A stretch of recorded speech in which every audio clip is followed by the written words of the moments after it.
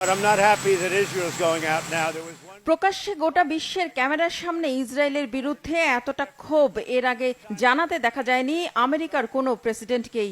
যুদ্ধবিরতি ঘোষণার পরও ইরানের উপর হামলা চালিয়ে যাওয়ায় হোয়াইট হাউসের সাউথ লনে দাঁড়িয়ে বারবারই ইসরায়েলকে কড়া ভাষায় সতর্ক করে দিচ্ছিলেন চরম ক্ষুব্ধ প্রেসিডেন্ট ডোনাল্ড ট্রাম্প। দুপক্ষের বিরুদ্ধে যুদ্ধবিরতি লঙ্ঘনের অভিযোগ এনে রীতিমতো অশ্লীল ভাষা ব্যবহার করে ইরান ও ইসরায়েলকে গালি দিতে শোনা গেছে মার্কিন প্রেসিডেন্টকে, যাকে বিভিন্ন গণমাধ্যম কৌতুক ভরে বোমা হিসেবে উল্লেখ করেছে। তবে এদিন সবচেয়ে বেশি ট্রাম্পের রোষানলে পড়েছিল ইসরায়েল। তাদের পদক্ষেপে তীব্র অসন্তুষ্টি জানিয়ে অবিলম্বে ইরানে বোমা হামলা বন্ধ করে পাইলটদের ঘরে ফিরিয়ে নিতে ইসরায়েলকে নির্দেশ দেন president Trump. I'm going now, as you know, to NATO. আমাদের যুদ্ধবিরতি ঘোষণার পরও তারা তা লঙ্ঘন করেছে। আমরা চুক্তি করার সাথে সাথেই ইসরায়েল বেরিয়ে এসে এমন বোমা ফেলেছে যা আমি কখনো দেখিনি। আমরা চুক্তি করার পরপরই ইসরায়েল যা করেছে তা আমার পছন্দ হয়নি। আমি ইসরায়েলের পদক্ষেপে খুশি নই। ইসরায়েল এখন মাত্রা ছাড়িয়ে যাচ্ছে। এদের শান্ত হওয়া উচিত। আমি ইরানের উপর অসন্তুষ্ট। দুই পক্ষই ঘোষিত যুদ্ধবিরতি লঙ্ঘন করেছে, কিন্তু আমি সত্যিই অসন্তুষ্ট ইসরায়েলের উপর। মূলত এই দুটি দেশ জানে না তারা কি করছে।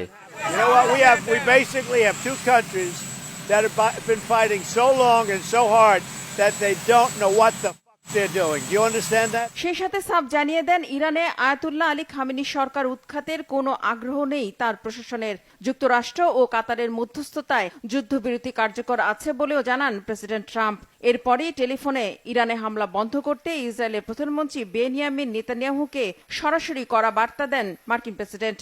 আর ট্রাম্পের সঙ্গে টেলিফোনে কথা বলার পরে ইসরায়েল নতুন করে আর কোনো হামলা চালায়নি বলে জানিয়েছে নেতানিয়াহুর কার্যালয়। প্রেসিডেন্ট ডোনাল্ড ট্রাম্পের ঘোষিত যুদ্ধবিরতির প্রতি সম্মান দেখানোর প্রতিশ্রুতি দিয়েছেন ইরানের প্রেসিডেন্ট মাসুদ পেজেশকিয়ানও। বলেন, ইসরায়েল যুদ্ধবিরতি লঙ্ঘন না করলে ইরানও লঙ্ঘন করবে না।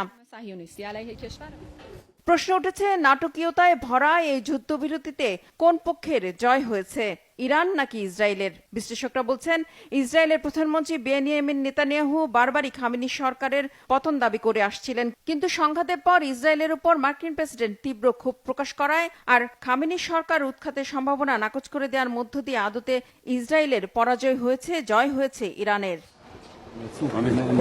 ইরানের পরমাণু কর্মসূচি টিকে থাকার পাশাপাশি ভালোভাবেই টিকে থাকবেন খামেনি সরকার। ট্রাম্পের ভাষাতেই এমন ইঙ্গিত মিলেছে বলে মত বিশ্লেষকদের। বরং বেকায়দায় পড়তে পারেন নেতানিয়াহু। গোটা দুনিয়াতে যাকে আখ্যা দেওয়া হচ্ছে মধ্যপ্রাচ্যের বিস্ফোরা হিসেবে, যিনি ক্ষমতায় টিকে থাকতে একের পর এক যুদ্ধ সংঘাত আর হামলা চালিয়ে যাচ্ছেন। ফিলিস্তিনে গাজার পর যেভাবে ইরানে বিনা উস্কানিতে হামলা চালিয়েছে নেতানিয়াহু প্রশাসন, তার পুরোটাই ভেস্তে গেছে এই যুদ্ধবিরতির পর। ঘরে বাইরে চাপ বাড়ছে নেতানিয়াহু সরকারের পতনের। এবার হয়তো আর ক্ষমতা টিকিয়ে রাখতে পারবেন না নেতানিয়াহু, ধারণা মধ্যপ্রাচ্যের নিরাপত্তা বিশ্লেষকদের। 13 জুন থেকে শুরু হওয়া 12 দিনের রক্তক্ষয়ী সংঘাতে ইসরায়েলের হামলায় নিহত হয়েছে 600-রও বেশি ইরানি নাগরিক, আর ইরানের পাল্টা আঘাতে অন্তত 28 ইসরায়েলি নাগরিকের মৃত্যু হয়েছে। রিফাত জামান, বাংলাভিশন নিউজ ডেস্ক।